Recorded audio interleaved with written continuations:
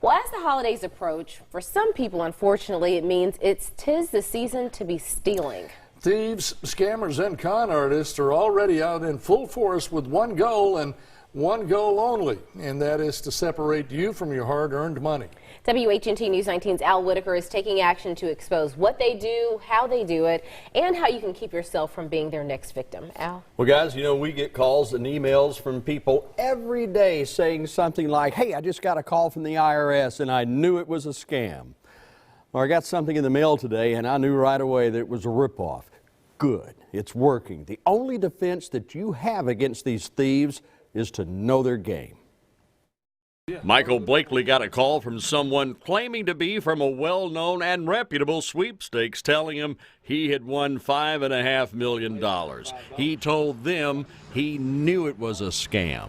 One thing just led to another. We was arguing back and forth, and he told me, I can be in your house and have you killed in 15 minutes and be gone, and nobody will never know it. The call was traced to a number in Kingston, Jamaica. If you happen to win one of those sweepstakes, they will not call you, nor will they ask for money before sending you your prize. We will not call and demand that you make payment over the phone. Someone has been calling homes and businesses in the Decatur and Athens areas lately, demanding payment on overdue utility bills.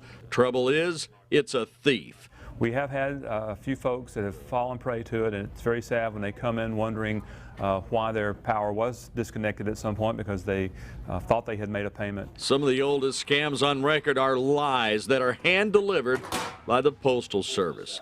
Every piece of mail in this box was sent by a thief and showed up at one Huntsville address over the course of just a few months. Usually when they answer or respond to one of these scammers, the scammers will sell their addresses and names to their buddies.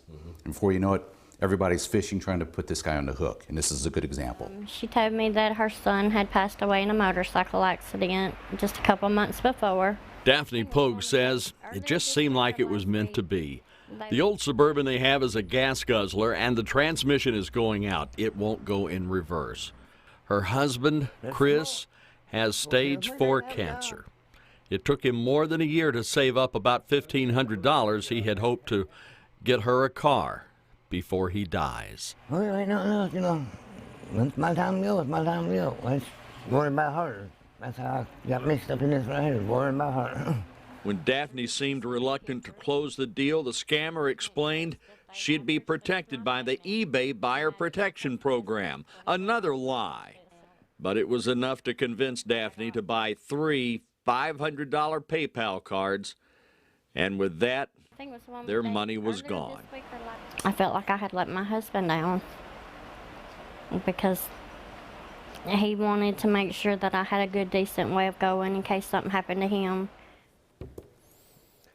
These thieves don't care what your situation is. The only thing they care about is taking your money. And there's nothing the police can do about it. They would if they could. They can't get your money back, though.